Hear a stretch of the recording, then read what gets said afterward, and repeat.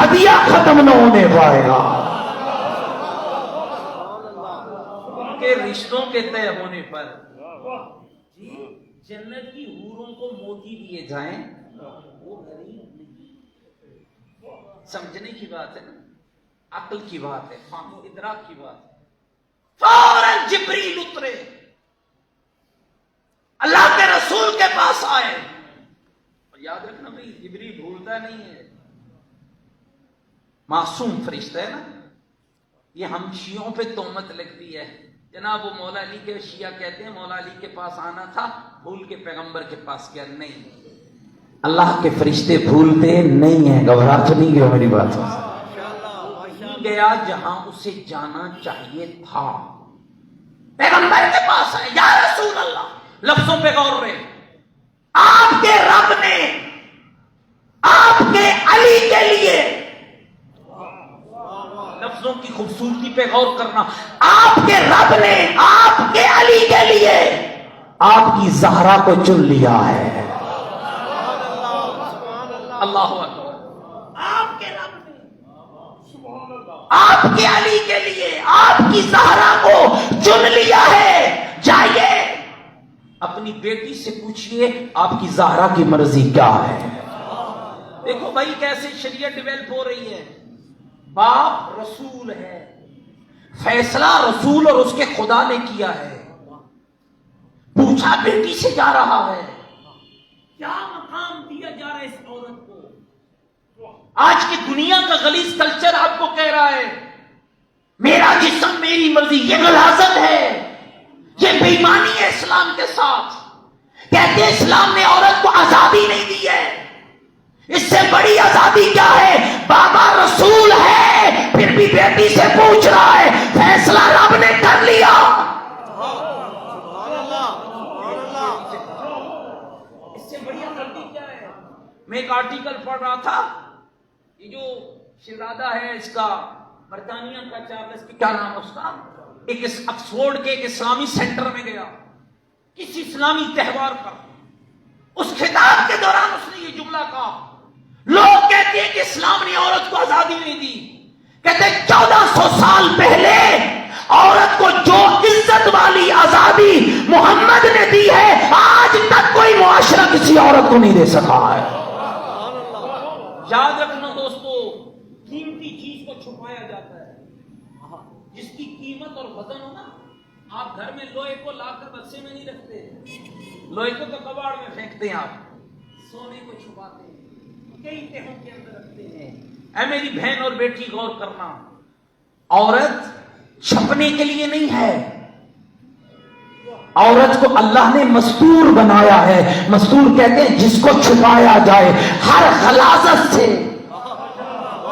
ہر گندگی سے، اور یاد رکھنا یہ مغربیت کی گندگی ہے، میرا جسم میری مرضی نہیں، آل محمد کے ماننے والوں، میں بی بی یہ طاہرہ کی مجالس کے ان پاکیزہ ممبر سے اپنے جوان بچوں اور بچیوں کو یہ میسج ضرور دوں گا، نہ جسم ہمارا ہے نہ مرضی ہماری ہے، ہم وہ ہیں جن کے جسموں پر یا اللہ کی مرضی ہے یا محمد کی مرضی ہے یا 14 کی مرضی ہے، جو ان مرضیوں سے بھاگے گا وہ باغی ہوگا، جو تابع ہوگا وہ شیعہ ہوگا۔ 5 بارہ 14 والا نعرہ حیدری، جسم امانت پر ہونے گا، خدا آپ کو کس نے دیا ہے جسم؟ بولو تو صحیح بھائی، ناراض ہو گئے میری بات سے؟ اللہ نے دیا نا، اور اس کو لے کون سکتا ہے؟ اللہ فانن لے لیتے ہیں جی، چلتے ہوئے گئے شام کو اعلان ہو گئے، ادھر بیٹھے تھے شام کو آواز آ رہی جی، اس کا مطلب ہے نا جسم میرا ہے نہ مرضی میری ہے۔ آزادی کا معنی بے حیائی نہیں ہے، آزادی کا معنی رب کی حدود کی پاسداری ہے۔ ماشاءاللہ۔ ایک لفظ اور سن لیجیے، میں اپنی بیٹیوں کے لیے یہ جملہ کہنا چاہتا ہوں، نکاح جو پڑھتے ہیں نا، یہ ہم ڈھیر سارے سیگے آپ کے لیے پڑھتے ہیں، آپ مطمئن نہیں ہوتے، ادھر نا نکاح میں ڈھیر سارے سیگے نہیں ہوتے، ایک سیگا پڑھ لینا کافی ہوتا ہے، انکحتم موکلۃ موکلی علی المہر المعلوم قبلت النکاح، کافی ہے، یہ نکاح ہو جاتا ہے۔ ایجاب اور قبول ہوتا ہے. یہ ایک صیغہ کیا اہمیت رکھتا ہے. ہاں یہ ایک لفظ کتنا کیا ایک لفظ کا ہے نا. اجازت لے کے حق مار دیا, ایک لفظ. انتا تو موکلی المہر المعلوم قبلت النکاح. یہ اتنی طاقت رکھتا ہے, دو اجنبیوں کو خالی ملاتا نہیں ہے بلکہ اس عورت کو اس کے شوہر کے ایمان کا محافظ بنا دیتا ہے. شوہر کے ایمان کا حصہ دار بناتا ہے, محافظ بناتا ہے. پیغمبر ہے بیٹی زہرا, حق مہر میں کیا بیٹی زہرا میرے رب نے تیرے لیے میرے علی کو چنا ہے, بتاؤ آپ کی مرضی کیا ہے. حیا کی نظریں جھکی, عرض کی یہ تربیت مصطفیٰ ہے. غور کرنا میرے دوستو, عرض کی بابا جان جب رب اور اس کے رسول کا فیصلہ ہو گیا ہے تو میری مرضی اس کے سوا کیا ہے. اگلا مرحلہ ہوتا ہے حق مہر کا. میں ضرور یہ جملے کہنا چاہوں گا. حق مہر بچی کا, ہمارے یہاں لڑ رہا ہوتا ہے لڑکے کا باپ لڑکی کا باپ, وہ 10,000 50,000 سے بات شروع ہوتی ہے, لڑتے لڑاتے 5-10 ہزار پہ بات ختم ہو جاتی ہے. مولوی صاحب کو تھما دیے جاتے ہیں, جاؤ جی مولانا اجازت ہے. یہ طریقہ شرعی نہیں ہے.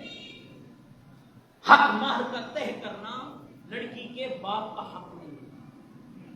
ناراض ہو گئے ہیں شاید میری بات, آپ ساروں کو سمجھ آئیے کہ ناراض ہو گئے ہیں آپ بھی میری بات.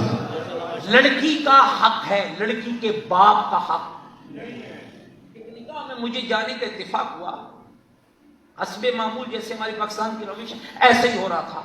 آخر 10,000 پہ دونوں کے باپوں نے ڈن کر دیا, لڑکے کا باپ بھی لڑکی کا باپ بھی. یہ 10,000 جناب مولانا لے اور جائیں اجازت لے. مولوی صاحب نے چپ کر کے پکڑ لیا اور چل پڑے. لڑکی کوئی کمال لڑکی تھی, خدا اس کو سلامتی عطا فرمائے. پڑھی لکھی تھی, مکتب اہل بیت سے واقف تھی. اس لیے میں نے کل کہا تھا اپنی بچیوں کو سیرت زہرا پڑھائیں, سکھائیں, ان کی زندگیوں میں سیرت زہرا لائیں. جب میں گیا تو میں نے کہا بیٹا یہ 10,000 حق مہر ہے, اس پر میں آپ کی طرف سے وکیل بن کر فلاں کے ساتھ آپ کا سیگا پڑھ دوں. کہ لگی مولانا پہلے مجھے ایک سوال کا جواب دیں, یہ حق مہر میرا حق ہے یا میرے باپ کا؟ تو میں نے کہا بیٹا آپ کا حق ہے. تو کہا مولانا طے تو میرے بابا نے نہیں کیا ہے. اب یقین جانی میں لاجواب ہو گیا. تو میں نے کہا کیا کروں؟ کہا مجھے 10,000 روپیہ نہیں چاہیے. میں نے کہا پتہ نہیں بھائی اس کی فرمائش کیا ہے. تو میں نے کہا آپ کیا چاہتی ہیں؟ کہا اگر حق مہر میرا حق ہے, توجہ علی پور والوں, اگر میرا حق ہے تو مولانا میرے شوہر سے پوچھائیے میرے حق مہر کی قیمت یہ 10,000 نہیں ہے. میرے حق مہر کی قیمت یہ ہے کہ 1,00,000 درود پڑا جائے زہرا کے گھرانے پر. قیمت کیا ہے اور 10,000 روپے کی قیمت کیا ہے. ہم تربیت ہی نہیں کر سکتے. ہنیمون کے لیے جا رہے ہیں یورپ, ہم جا رہے ہیں ہاں فلاں ملک میں, مشہد جاؤ, کربلا جاؤ, نجف جاؤ, یہاں سے اللہ آپ کو پاکیزہ اولاد عطا کرے گا. کیوں ٹوٹ جاتے ہیں رشتے؟ اور ناراض نہ ہونا میرے دوستو, شاید میرے جملے آنے والے سختوں. نکاح سنت پیغمبر ہے. ہم جب سنت پیغمبر میں شیطان ڈال دیتے ہیں کہاں آباد ہوں گے وہ گھر. سیدہ زہرا سے پیغمبر نے پوچھا بیٹی زہرا بتاؤ حق مہر میں کیا چاہیے, کتنے درہم دینار سونا چاندی. حیا کی نظریں اٹھی, عرض کی بابا جان دنیا کی بیٹیوں کا حق مہر بھی درم و دینار ہو, محمد کی زہرا کا حق مہر بھی درم و دینار ہو. بابا بات سچتی نہیں ہے, بیٹی بتانا پھر کیا چاہیے. بابا میرے رب سے کہہ دو اے علی سے میرا رشتہ جوڑنے والے حق مہر میں دینا چاہتا ہے تو مجھے بابے کی امت کی شفاعت کا حق عطا کر دے.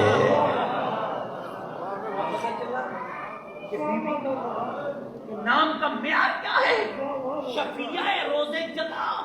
اور ایک جملہ میں اور کہتا چلوں, عام شادی نہیں ہے. ہم کہتے ہیں جناب شادی میں بھی قرآن پڑھا جا سکتا ہے, شادی کا آغاز بھی حدیث کے ساتھ سے ہو سکتا ہے, شادی کو سے پہلے بھی دعائے کمیل گھر میں پڑھائی جا سکتی ہے بھائی، ڈھول ڈھمکا نہیں مارا جا سکتا، دعائے کمیل پڑھائی جا سکتی ہے، حدیثیں کے ساتھ پڑھائی جا سکتی ہے۔ 70,000 فرشتے، آخری لفظ 70,000 فرشتے سیدہ کی بارات میں شامل، 70,000، اور 3 دن تک بی بی کے گھر کے باہر قرآن کی آوازیں آتی رہی۔ 3 دن تک اپنی نسلوں کو تربیت دیجیے، عادی بنائیے۔ اور یاد رکھنا، ایک انگریز مفکرہ نے اپنی کتاب کے اندر لکھا، میں کربلا پہ، وہ کربلا پہ ریسرچر تھی، کہتے میں نے کربلا پہ تحقیق کی، کتنے 100 سال گزرنے کے بعد آخر یہ حسین کون ہے؟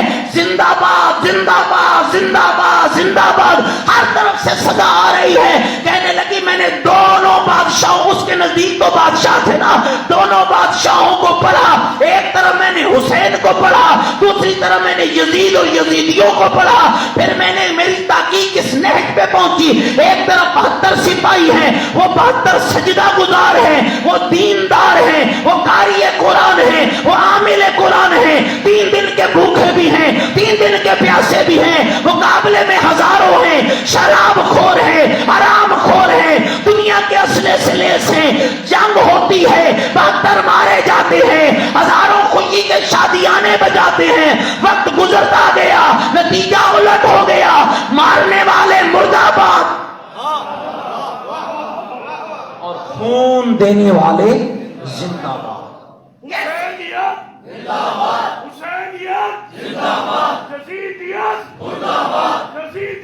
مرد آباد، خون دینے والے زندہ باد، خون لینے والے مرد آباد۔ آج کیا ہے؟ 1400 سال گزر گئے، ہر کسی نے چاہا کہ حسین چھپ جائے، ہر کسی نے چاہا کہ کربلا چھپ جائے، لوگ چھپاتے رہے اور دنیا کہتی رہی شاہ است حسین بادشاہ است حسین، دین است حسین، دین پناہ است حسین، سرداد نداد دست در دست یزید، حقا کے بنا لا الہ است۔ آخری یہ جملہ سن لیجیے، کہ میں حیران ہوں یہ حسین کہاں سے آیا؟ یہ حسین بہت بڑی تاریخ میں اس کا خلاصہ پڑھنے لگا ہوں، حسین کہاں سے آیا؟ کہنے لگی میں نے حسین کا خاندان پڑھنا شروع کیا، حسین کا نانا کون، حسین کا بابا کون، حسین کی ماں کون، حسین کا بھائی کون، کا پھر میرے قلم نے یہ لکھ کر بات کو ختم کر دیا، ماں بطول ہو تو بیٹا حسین ہوتا ہے، ماں بطول ہو تو بیٹا حسین ہوتا ہے، بناؤ اپنی بچیوں کو بطول کی کنیزیں۔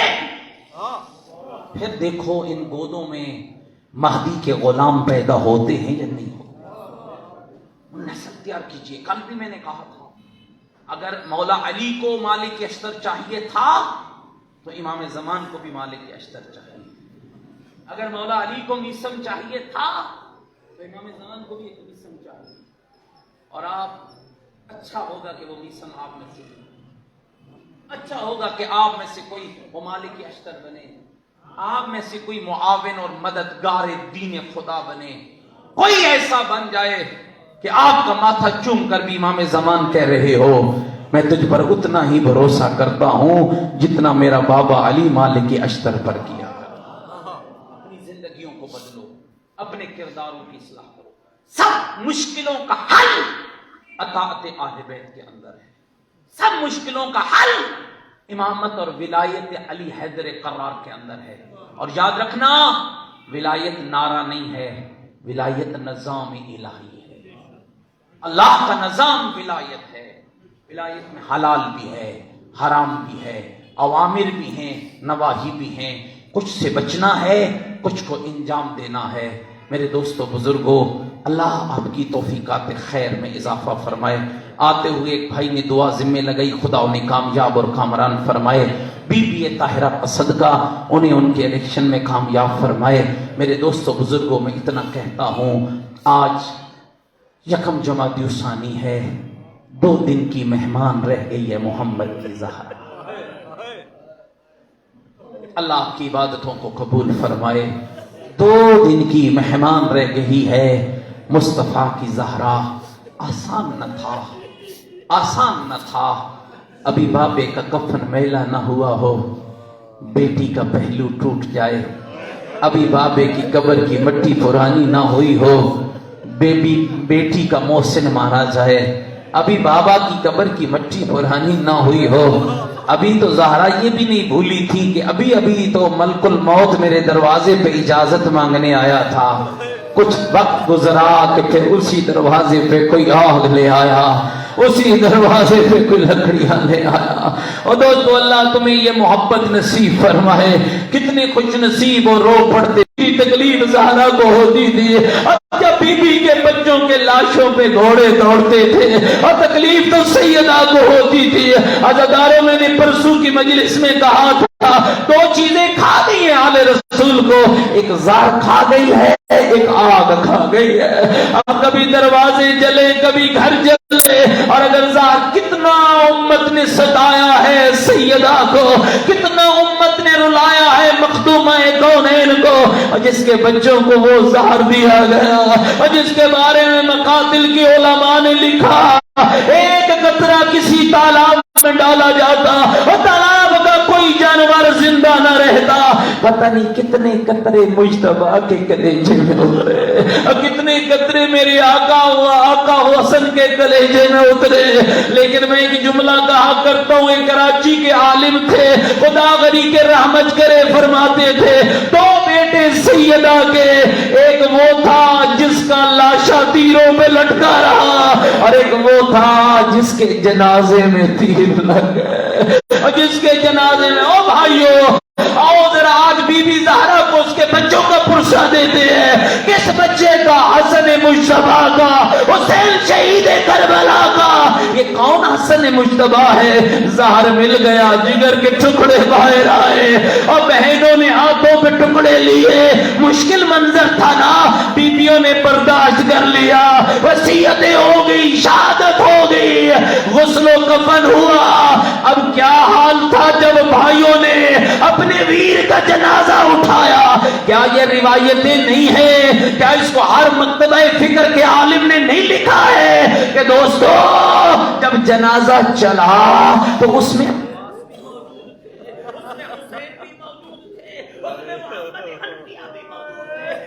सारे हसन मौला के भाई मौजूद थे। क्यों ले जा रहे थे जनाजा? ताकि नाना की कब्र की ज़ियारत हो जाए, नाना के साथ दफन हो जाए। आज जिसकी कब्र पे दुनिया आ रही है, उसी कब्र पे ज़हरा का बेटा रोक दिया गया, उसी कब्र पे ज़हरा के लाल को रोक दिया गया।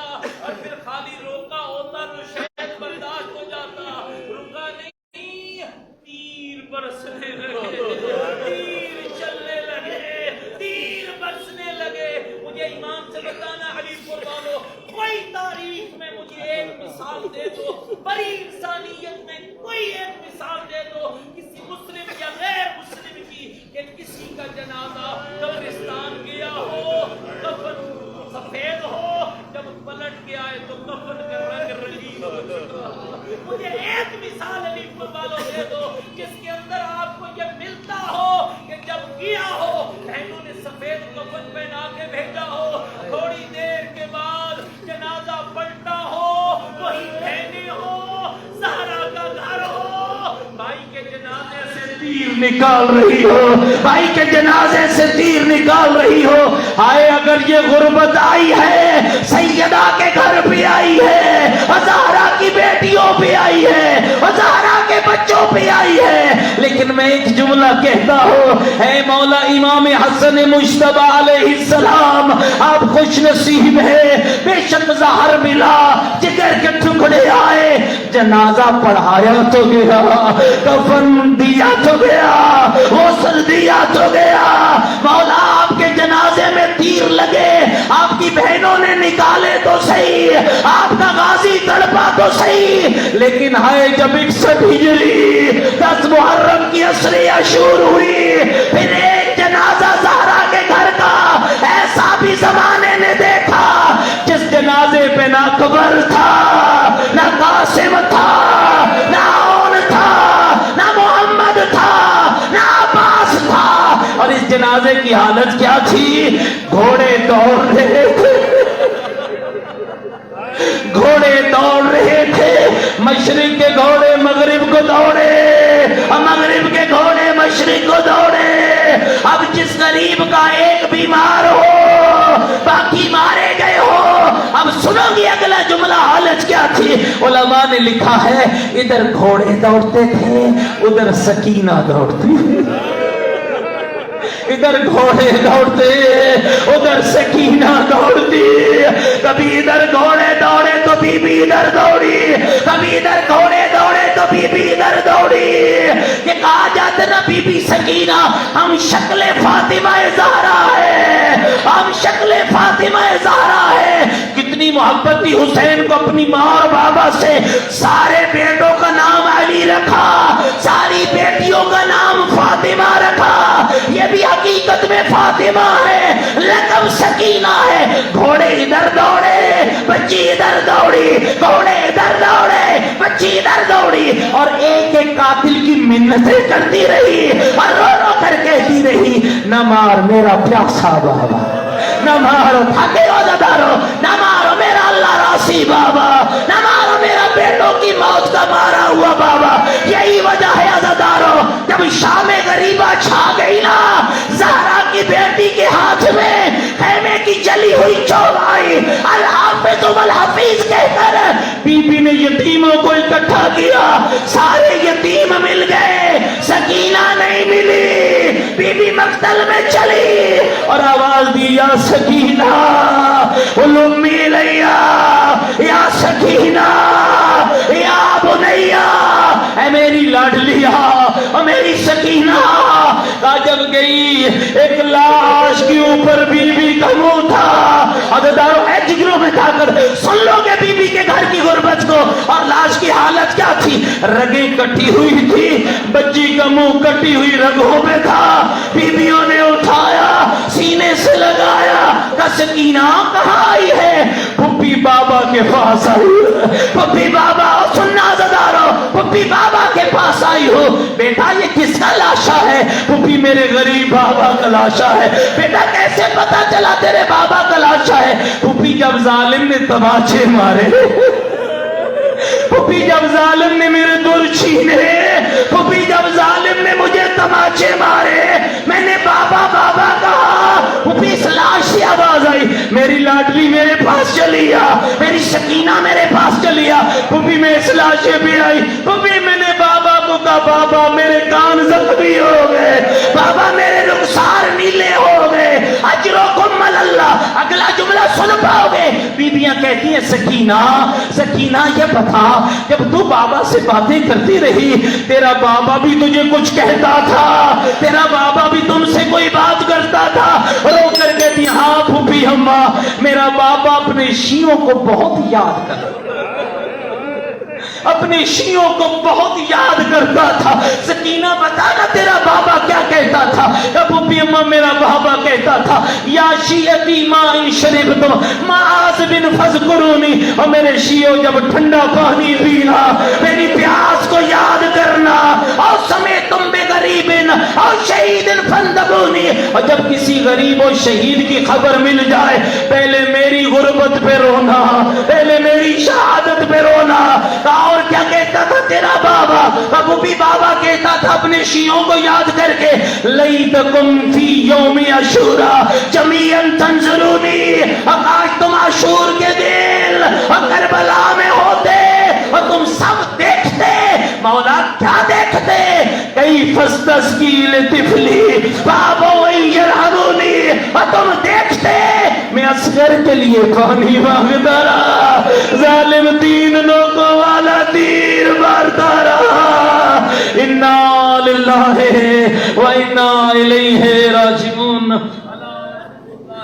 علی القوم الظالمین بارے محمد و آل محمد کا واسطہ ہماری قلیل سی عبادت کو قبول فرما، ہم سب کی خطائیں معاف فرما، ہم سب کے مرحومین کی بخشش فرما۔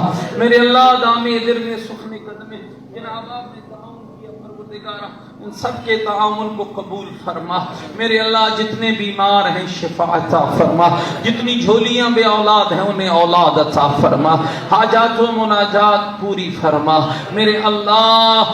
ہم سب کے حال پہ رحمت نازل فرما, سیدہ کی شفاعت نصیب فرما, امام زمن کے ظہور میں تعجیل فرما, ہمیں امام کے لیے اپنے آپ کو تیار کرنے کی توفیق عطا فرما میرے اللہ. اس سزا خانے کو قیام امام زمان آباد فرما. جناب آپ نے ان پاکیزہ مجالس کا اہتمام کیا, سب کے اہتمام کو قبول فرما میرے اللہ. ہم سب کے مرحومین کی بخشش فرما, بالخصوص سید اجمل مرتضی صاحب کے والدین سید محمد عباس, سید فضل عباس مرتضی, سید غضنفر مرتضی اور سید عشرت علی عابدی کے مرحومین کے لیے, اور ڈاکٹر خواجہ ناصر عباس کے والدین, ان سب کے درجات بلند فرما, سب کی منازل قبر آسان فرما, سب کو بی بی کی اولاد کے جوار میں جگہ عطا فرما, سب کو بی بی کی شفاعت نصیب فرما. ان تمام مرحومین کے لیے سورۃ الفاتحہ. بسم اللہ.